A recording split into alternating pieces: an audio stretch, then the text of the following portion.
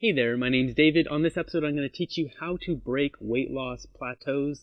So what is a weight loss plateau? It's simply when you lose weight, say you've lost like 100 pounds like I have, about halfway, usually people find that they start to lose weight at a slower rate.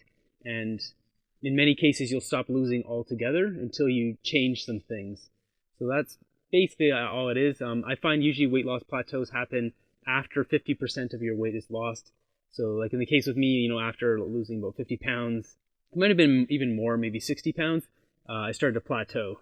And then what you're doing doesn't work anymore. So what you have to do is a few things. You got to change up your diet and change up your exercise, as well as a couple other things too. So we'll get into these. So first off, your diet. The simplest thing you can do is try changing up your carbs, your protein, and your fat. So if you're, say you eat a lot of black beans and chickpeas, then maybe you switch it up and you start eating like fava beans and lima beans. You can also do the same. You do it basically with everything. Say your carbs, you eat lots of potatoes. Then you can start eating corn or quinoa or millet.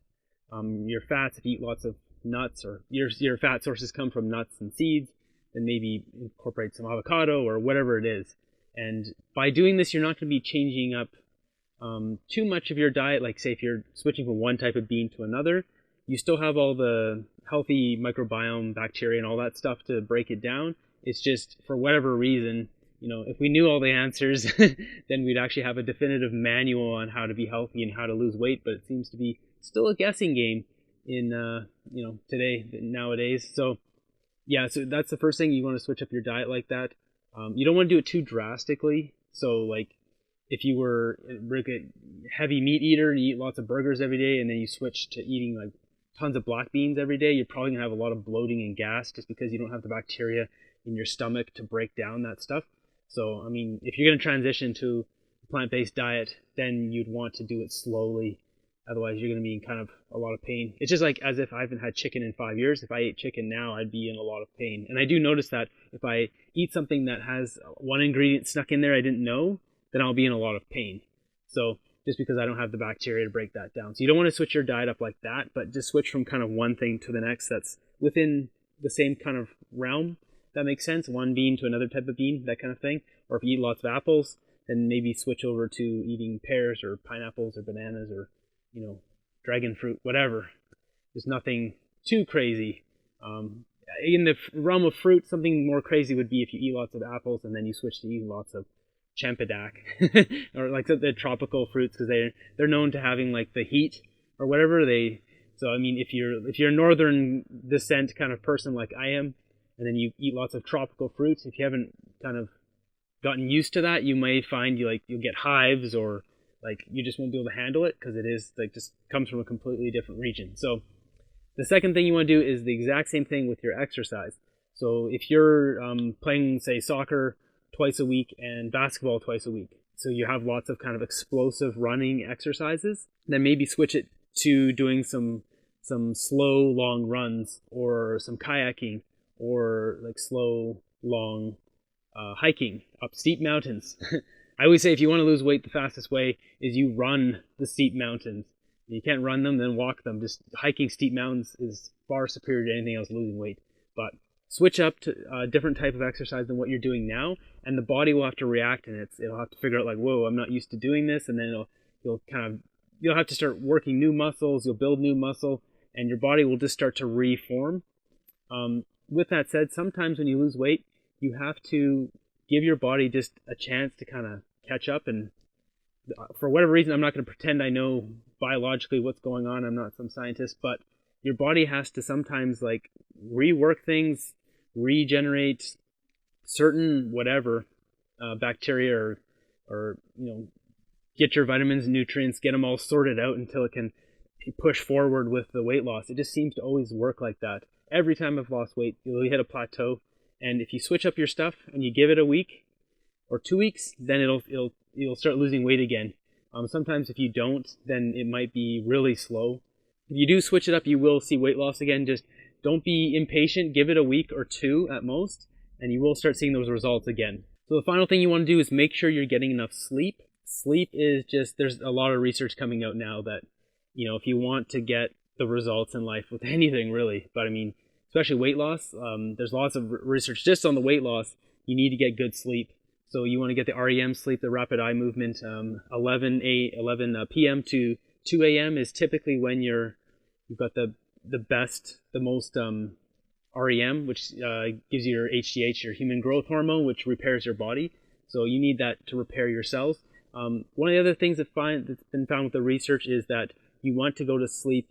You say you can't get to bed at that time, or you just don't, or whatever. You want to get to sleep at the same time every day, and your body will adapt, and then you'll get good sleep if you go to bed every night at 1 a.m. or 12 or whatever. But if you go to bed at the same time and get into a rhythm, it's much healthier for your body than, say, if you go to bed at 11 and then the next day is 2 a.m. and the next day is like 9:30 p.m. and the next day is 3 a.m. Your body just it'll be out of whack. You'll just feel terrible. So for weight loss, your body, it's kind of like a cat. Like my cat running around over here. They live on certainty. They live on routine. And your body wants that certainty routine before it'll release that weight, and it feels like, okay, I'm not in a survival state. That's how I think about it.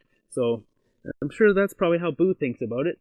But so get that good sleep and switch up your diet and exercise and just do something else. And then you can go back, just give it 3 weeks, a month, maybe, if you're like really set on doing a certain type of exercise.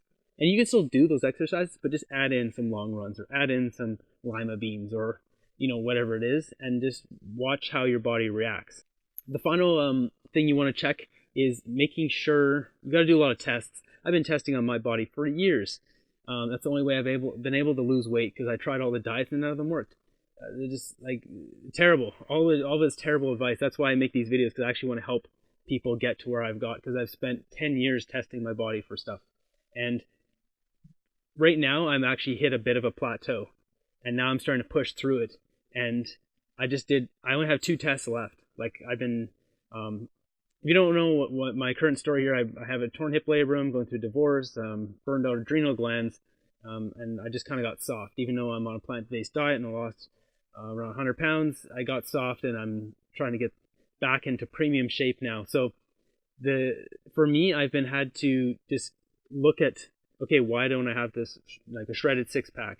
And I just kind of removing different variables until I'm left with basically the last 2 variables I have now, which are either 1, it's the bread, or 2, it's my sleep. My sleep has been pretty bad actually since I moved out like when I was living with my ex and everything happened and I had to leave. I was forced to move out of Vancouver. I moved here, didn't have any friends or anything, and my whole life was just completely screwed. And my sleep has been terrible ever since, and I've been really just putting it off, and now I'm starting to like really make it a top priority in life.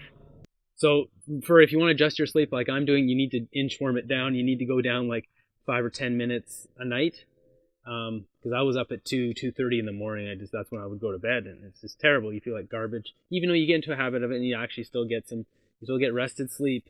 I'm starting to get this down and down and down. So I'm getting closer to like upper 11:45, midnight kind of range right now. So I want to get this all the way down to 11 and be steady with that for a couple weeks. And then I'm also, I keep trying to get off the bread. I love bread. And so I finally got off the bread. Now I'm 6 days clean. And I just noticed like my digestion just goes way up. Like it's so much more effective when I get the bread out of my diet, sadly. And I've tried all different types of bread. And the only bread I normally eat is sprouted bread or sourdough, which is fermented, which is way easier on your digestive system. The gluten and the gliadin proteins are already broken down partially when they're fermented, like in sourdough or sprouted.